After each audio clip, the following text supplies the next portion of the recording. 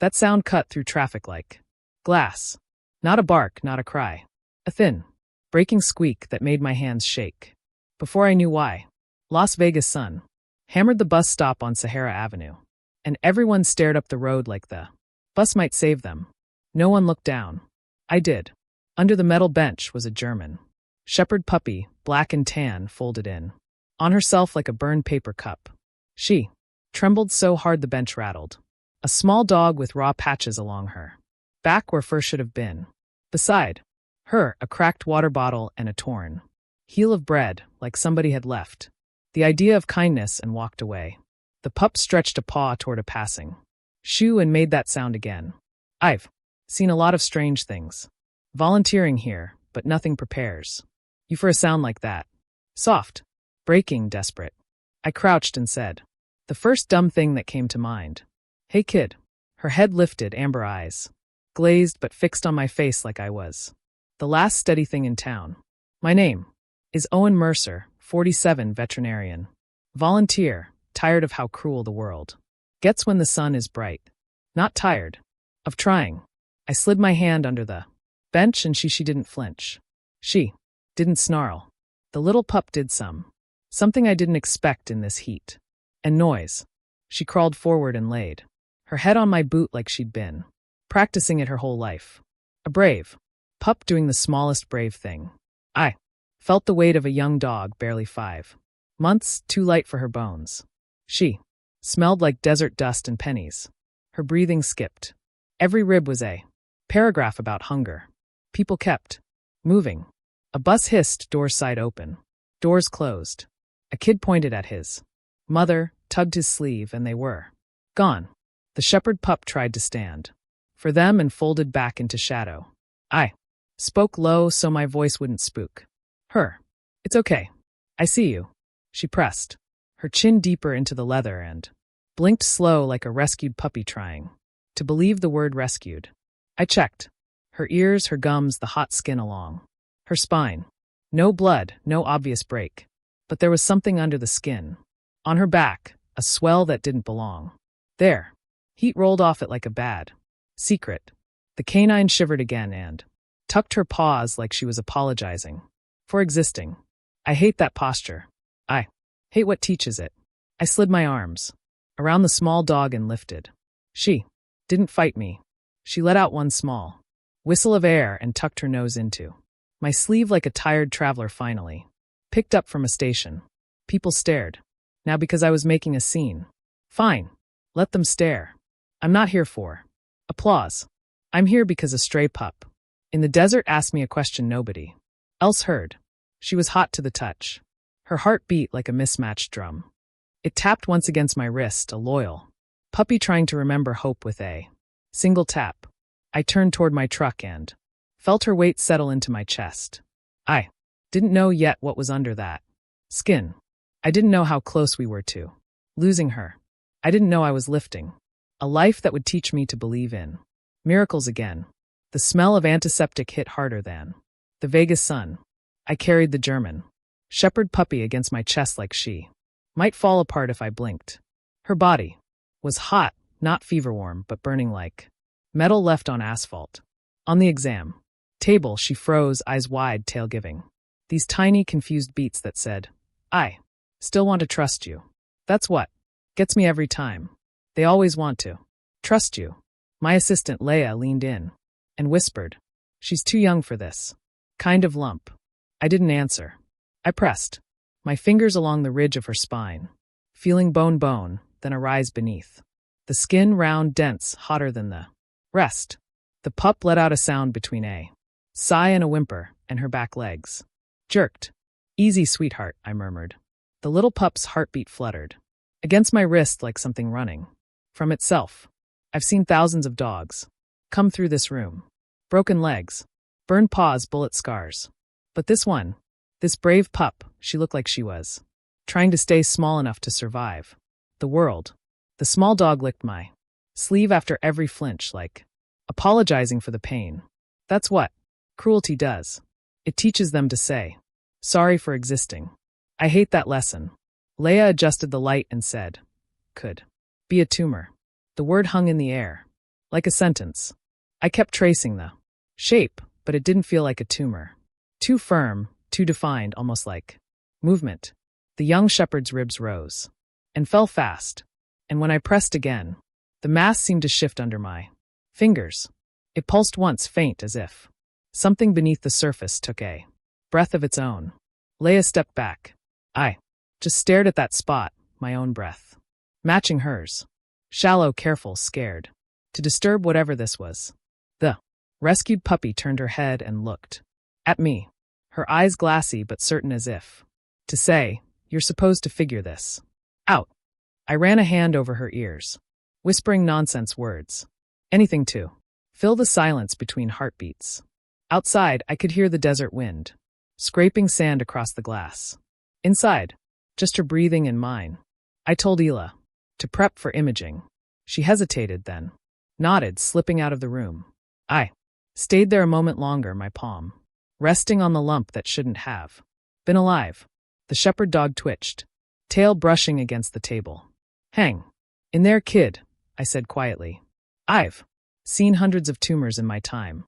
I pressed once more and felt it move again, unmistakably. "But this one," I whispered. "This one's breathing." The X-ray flickered on the screen like a desert mirage, a ghostly shape in a sea of white and gray. Inflammation, maybe. Infection, something foreign was there, sitting just beneath the young shepherd's skin like it belonged to her. I ran my fingers again along her back. The German shepherd puppy winced, but didn't pull away. She just looked at me, tail giving that single slow beat, the one she used when she decided to trust someone despite the pain. Every pup I meet teaches me a new language. Hers was quiet endurance. LLA handed me gauze, her face tight. "We'll start antibiotics," she said. Her voice tried to sound professional, but she kept glancing at the monitor like it was showing a countdown, not a diagnosis. I cleaned the area. Short fur, raw skin, a circle of pink. Inflammation. Then something hit me. A smell. Dry, grassy, sharp. Like the open. Lots behind the strip where tumbleweed gathers and the wind never rests. I leaned closer. The small dog trembled, but her eyes never left mine. When I parted the fur near the wound, I saw it. A thin, stiff fragment of grass wedged against her skin. Not straw, not fur. Foxtail. A single yellow-green barb, glinting in the light. Its edges hooked. Like teeth are its signature. It travels on the wind and burrows wherever it can. Ears, noses, lungs. I'd pulled plenty of them out of paws and eyes before. But this one had gone deep. The shepherd pup wed softly as I teased the fragment loose. It was small, almost weightless, but the base was wet, slick with infection. She flinched and pressed her nose into my arm, breathing through it, trusting me anyway. Vegas isn't built for soft creatures. It's neon and concrete and wind that cuts your lips. And yet, here she was, a growing puppy, alive in a city that eats strays like dust. I held that foxtail between my tweezers, just staring at it. One piece of grass, one shard of desert trying to take a life. Leia whispered, "How does something that small do this much damage?" I didn't answer because I knew. This city teaches survival through pain. For humans, for dogs, for everything that breathes. But the little pup on my table, she was still fighting it, still wagging that tail just barely, like a flag of defiance in a sandstorm. I dropped the foxtail into a tray and looked down at her, her breathing steadied just a little. She blinked, slow, trusting, and I thought, this dry grass might have pierced her skin, but it couldn't touch her will to live. The desert can crack bone, burn flesh, and blind hope. But this shepherd dog, this brave puppy, the grass might have broken through everything except her desire to keep going. The call came an hour after. The X-rays. Too expensive, the shelter said. She's too weak for anesthesia. Let her go, Owen. We don't have the funds for a miracle. I stared at the wall while they talked. Because if I looked at her, I'd agree to anything. The German shepherd puppy was curled in the cage beside my desk, one paw hanging through the bars like she was trying to touch the world she hadn't met yet. A young puppy with a drip line taped to her leg, chest rising in short, uneven breaths. Every exhale Sounded like a decision she hadn't made. I've heard this kind of call too many times. Cost-benefit charts for living things. I know what too expensive means. In shelter language, it means not profitable to keep alive. Vegas is good at turning value into numbers, but life isn't supposed to be a spreadsheet, especially not the life of a brave pup who fought through desert heat just to lift her head when someone finally stopped. I hung up, sat on the floor beside her cage, and just listened. There's a rhythm to pain. Even breathing tries to keep tempo. The rescued puppy trembled, eyes flicking open when my knee brushed the metal. She recognized the sound of my voice before I spoke. That small shepherd dog pressed her nose to the bars, sniffing my finger's tail, making a weak thump, thump, thump. I don't think she understood the word hope, but she was giving a damn good impression of it. I slid my hand through the gap. Her muzzle found my palm and stayed there, warm still. I could feel her heartbeat through that touch, uneven but stubborn. You can't fake that kind of will.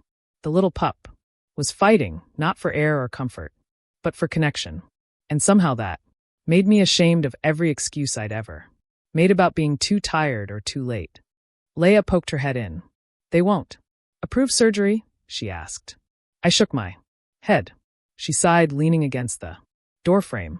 We could lose our license if we do it off record.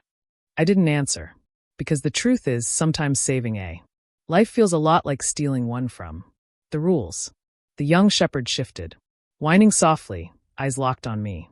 I swear there was a question in them. Not, will I live, but will you try? My throat tightened. I brushed a hand down her neck and said quietly, we'll try, kid. And even though she couldn't understand, the tail moved again. One slow wag like a handshake. That night, after the lights dimmed and the machines hummed low, I sat beside her cage again. My coat smelled like antiseptic and fear. She smelled like dust and rain that hadn't fallen yet. Somewhere between those two smells was faith. Sometimes a doctor doesn't choose between life and death. He chooses between fear and conscience. And I already knew which side I'd fall on. The next morning, the X-ray lit up the room. In cold blue light, it showed what we all feared, a rounded shadow pressed against her spine. Too clean, too defined. Everyone standing behind me saw the same thing and whispered the same word: cancer. The German shepherd puppy lay on the table, chest rising and falling under the faint buzz of the machine. Her eyes flicked me once, searching my face like she could read the truth before I said it out loud. The young shepherd didn't know words like tumor or malignant, but she knew hesitation. And I hesitated, because something about that X-ray didn't look right. Leia leaned over my shoulder. She's just a baby, Owen. God, it's in her spine. I heard her voice, but my mind was stuck on a thin line, running from that dark circle outward, like a path carved through tissue. Not a tumor, a tunnel, a trail. I'd seen something like it once before, years ago, in a border collie pup that had inhaled a foxtail. The thing had traveled from her ear down her neck, leaving infection in its wake. That puppy had survived because we caught it early. This one might not. The rescued puppy gave a low whine, tail brushing weakly against the metal tray. Her body trembled with every breath. I wanted to say something reassuring, but my throat closed around the words. I traced the faint line again with my fingertip, hovering just above the image. Look at this, I said quietly. Leia squinted. You think it moved? I think it is movement, I replied. The room was silent except for the hum of the monitor. Outside, the Vegas wind rattled, the window blinds like dry grass, scraping against glass. It was the same sound I'd smelled on her fur yesterday, the smell of desert dust and brittle weeds. A small dog nearly broken by the same landscape that built this city. The irony wasn't lost on me. In a town obsessed with artificial miracles, here lay a real one, half dead, still fighting. Ela crossed her arms. Even if it's not cancer, she won't survive surgery. The risk's too high. I nodded, slowly, eyes never leaving the glowing outline of that brave pup's spine. Yeah, I said. But if we don't try, that thing crawling inside her wins. The little pup shifted on the table, her paw twitching like she was dreaming of running again. Maybe she was. I reached down, brushing a hand over her ear, feeling the heat radiate through my glove. She deserves a chance to stand, I murmured, because I knew it in my bones. That shadow on the screen wasn't the end of her story. It was a map, and something had crawled its way inside her. I had to find it before it killed her. The lights above the table hummed. Cold, unblinking, judgmental, the kind of light that doesn't forgive mistakes. The German Shepherd puppy lay on her side, wrapped in sterile blue, her chest moving slow and fragile under the mask. A faint beat marked her heartbeat, and every drop in that rhythm made my stomach tighten. She looked too small for this table, too young for this fight. But then again, so did most miracles. The room smelled like antiseptic and quiet panic. Leia stood across from me, her gloved hands trembling just enough to betray it. Pulses fading, she whispered. I see it, I said, eyes fixed on the incision line. The scalpel moved through fur and skin, steady but slower than it should have been. I didn't want to hurt her more than the world already had. The shepherd pup didn't flinch. Even sedated, she was still fighting, the tiny muscles along her side twitching, like her body refused to give up. I spread the tissue and found the tunnel. Narrow, angry, and deep. Not the kind of track infection leaves. This was carved. Dug. Something had made its way inside her, inch by inch, until it settled near her spine. I'd seen it in the X-ray. Now, it was right in front of me. The little dog's pulse blipped again, low. Leia adjusted the 4. Her voice cracked. If it's cancer, we stop, right? No, I said. She looked up, eyes wide behind her mask. Then what is it? I didn't answer. Not yet. I inserted the forceps carefully, following the line. The resistance changed halfway down. Soft became hard. I squeezed gently. Something clicked. Slowly I drew it out. Not flesh, not bone. Something sharp. Caught the light. A sliver of yellow. Brown serrated like a saw blade. Foxtail. A single desert seed, dried and wicked. Its tiny barbs glistening with blood and fluid. It had crawled under her skin, burrowed through muscle, and camped against her spine. A traveler, carrying infection like a curse. Leia gasped. Oh my God, that was inside her. I nodded, holding it in the clamp. Not cancer, I said quietly. Just nature with bad intentions. I dropped the seed into a metal tray. It hit with a sound too small for the damage it had caused. The brave pup's chest rose once, twice, stronger than before. Her monitor steadied slow and rhythmic again. Yayla let out a shaky breath. She's stabilizing. I stitched carefully, listening to the machine echo her heartbeat back to me, a rhythm we both earned. I looked down at the growing puppy, wrapped in sterile warmth, her paws twitching as if she was running somewhere safe in her dreams. And for the first time since she came in, the room didn't smell like fear. It smelled like possibility. I thought of that foxtail buried deep, pretending to be death. But death doesn't come with roots. That seed wasn't an ending. It was proof. Proof that something had crawled through her body and failed to take her spirit with it. What I pulled out wasn't tissue. It was a seed. A blade of grass with teeth. On the metal tray sat the enemy, small enough to mistake for nothing. A single foxtail. Needle dry as bone. Wicked little barbs.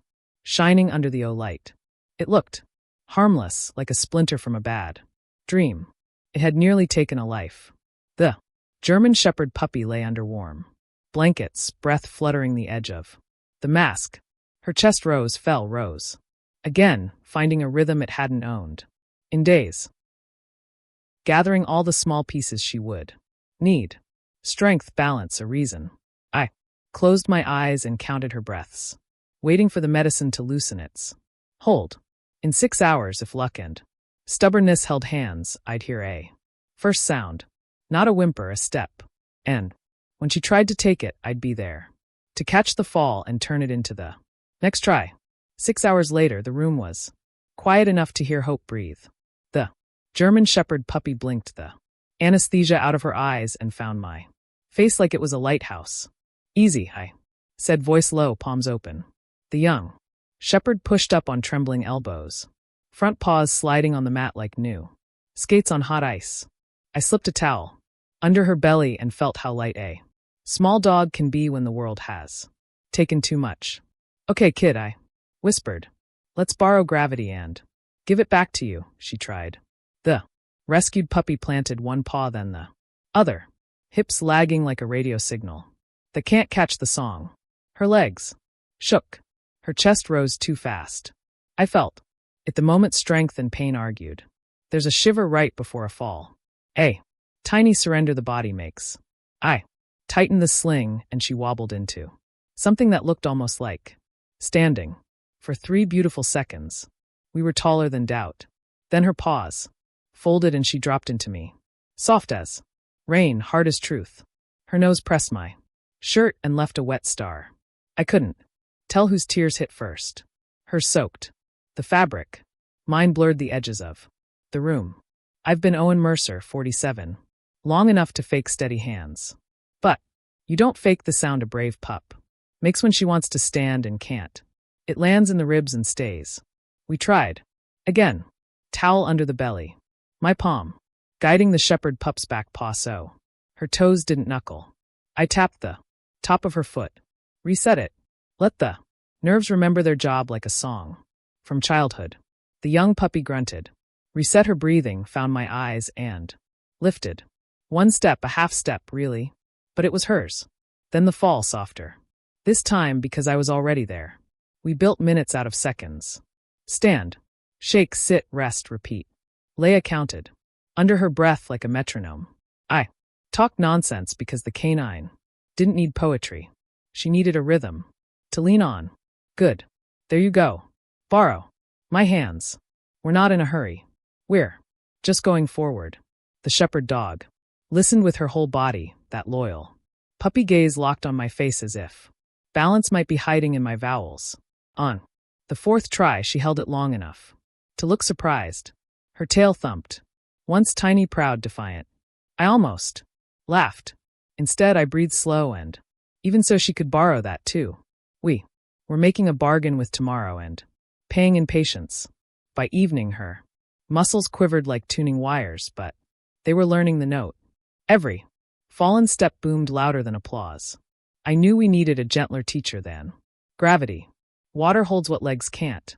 And if she could float toward a hand she trusted, she could learn to stand on land.